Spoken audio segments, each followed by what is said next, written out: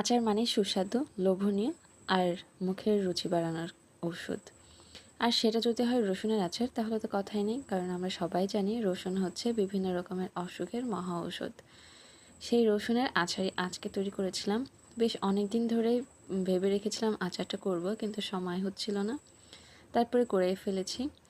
বেশ কিছুটা সরিষার তেল, শুকনা মরিচ আর কিছু গোটা গরম মশলা, তেজপাতা দিয়ে একটু নাড়াচাড়া করে আমি এখানে রসুনটাও দিয়েছি। রসুন দেওয়ার পরে আমি এখানে পাঁচফোড়নটা দিয়েছি। যদি আগে দিতাম পাঁচফোড়নটা তাহলে সেক্ষেত্রে পাঁচফোড়নটা বেশি পুড়ে তেতো হয়ে যেত। তাই রসুন দেওয়ার পরে দিলে এটা খুব একটা পুড়ে যাবে না। তারপরে আমি আদা রসুনের পেস্টও দিয়েছি, দুটা একসাথে করে 2 টেবিল চামচের মতো হবে। আর দিয়েছি কয়েকটা কাঁচামরিচ মাঝখান থেকে কেটে ছোট করে কেটে দিয়েছি। আর হচ্ছে কিছুটা হলুদ, খুবই 1 চিমটি পরিমাণ, সামান্য পরিমাণ হলুদ দিয়েছি। আর হচ্ছে 1 চা চামচ পরিমাণ মরিচের গুঁড়া। ঝাল যে যার পছন্দ মতো দিতে পারেন।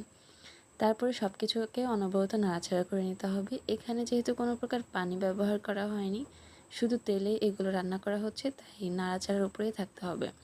সরিষা বাটা দিয়েছি 2 টেবিল চামচ পরিমাণ। তারপরে ভালোভাবে মিশিয়ে নিয়ে এখানে 3 টেবিল চামচের মতো চিনি আর হচ্ছে আমি এখানে তেঁতুলের আচার দিয়েছি, এটা 2 টেবিল চামচের মতো আছে।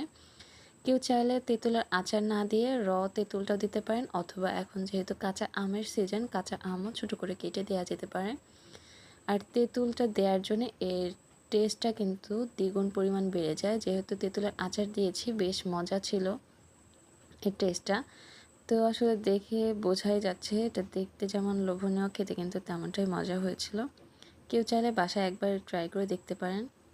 গরমে ডাল ভাতের সাথে আর অথবা যে কোনো ধরনের খিচুড়ির সাথে এই রসুনের আচারটাকে খেতে যে এত পরিমাণ ভালো লাগে কি বলবো। আমি তো শুধু ভাতের সাথে শুধু আচার নিয়ে খেয়ে ফেলি, আমার কাছে এতটাই ভালো লেগেছে।